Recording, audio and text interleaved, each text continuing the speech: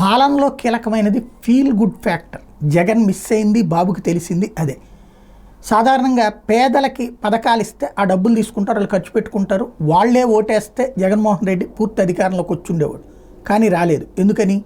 వాళ్ళు ఇంకా అంతకంటే ఎక్కువ ఆశిస్తారు. అదే మధ్యతరగతి వచ్చేవాడికి వాళ్ళు ప్రభుత్వం నుండి ఆశించేది తక్కువ, తమ ఖర్చులకి తగినటువంటి విధంగా సదుపాయం ఉండాలని కోరుకుంటారు. అదే సందర్భంలో అందుబాటులో ఉండదు. ఇప్పుడు హైదరాబాద్ మనం వెళ్తాం, అక్కడ ప్రభుత్వం చేసేది ఏంది? షాపింగ్ మాల్లో మనం కొనుక్కుంటే ప్రభుత్వానికి ఏమైనా సంబంధం ఉందా? లేదా అదేది నక్లెస్ రోడ్లో తిరిగితే ప్రభుత్వానికి ఏమైనా సంబంధం ఉందా? ఇవన్నీ మనమే తిరిగేస్తాం. కానీ దీనివలన ఎంతమంది ఉపాధి వస్తున్నాయి? లైక్ ఏది మన కార్లు, బైకులు, అలాగే ఆ ప్రాంతంలో హోటల్స్, ఇట్లాంటి టూరిజం అనేది అంత ముఖ్యం. అసలు ఆంధ్రప్రదేశ్లో అద్భుతమైన అవకాశం ఉంది. నా వీడియోలు ఫాలో అయ్యే వాళ్ళకి అనేక సార్లు నేను ప్రస్తావించాను. మనకి ఎండోమెంట్ టూరిజంతో పాటుగా టూరిజం స్పాట్స్ కూడా అక్కడ ఏర్పాటు చేస్తే బాగుంటుంది. తిరుపతిలో కావచ్చు, సింహాచలంలో కావచ్చు, అరసవిల్లిలో కావచ్చు, విజయవాడలో కావచ్చు, టూరిజం కూడా దానికి యాడ్ చేయాలి. అక్కడికి దర్శనానికి మాత్రం వచ్చిపోతున్నారు. అదే అక్కడ కనుక టూరిజం ఫ్యాక్టర్ కూడా ఉంటే అటు ప్రభుత్వానికి ఆదాయం వస్తుంది, ప్లస్ ఒక ఫీల్ గుడ్ ఫ్యాక్టర్ ఉంటుందని అనేక సార్లు ప్రస్తావించారు. కాకపోతే నా వీడియోలు ఫాలో అయ్యే వాళ్ళు వింటారు, బాగుంది అనుకుంటారు, కానీ ప్రభుత్వాలు అది ఫాలో అప్ చేసినటువంటి చరిత్ర ఉండదు.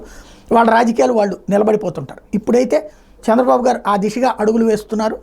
టూరిజం అన్నటువంటిది ఒక సీరియస్ కాన్సన్ట్రేట్ చేస్తున్నారు. వైజాగ్లో ఆల్రెడీ మొన్న మధ్యన మాట్లాడుకున్నాం, అరక్లో హాట్ బెలూన్ సిస్టమ్ ఒకటి తెచ్చారు అన్నటువంటిది. అట్లాగే మొన్న సీ ప్లేన్ విజయవాడ నుంచి ప్లాన్ చేశారు, అది మొన్న సక్సెస్ అయిపోయింది. కాబట్టి ఇక సర్వీసెస్ ఎప్పటి నుంచి బిగిన్ చేస్తారో చూడాలి.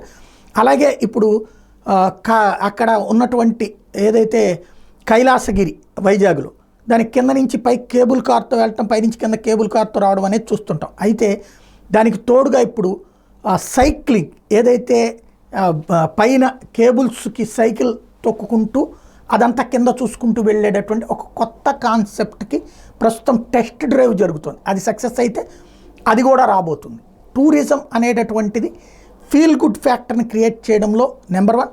డబ్బులు పెట్టినే వెళ్తారు జనం, దానికి కావలసినటువంటి ఆ టూరిజం ఎంటర్టైన్మెంట్ కావాలి.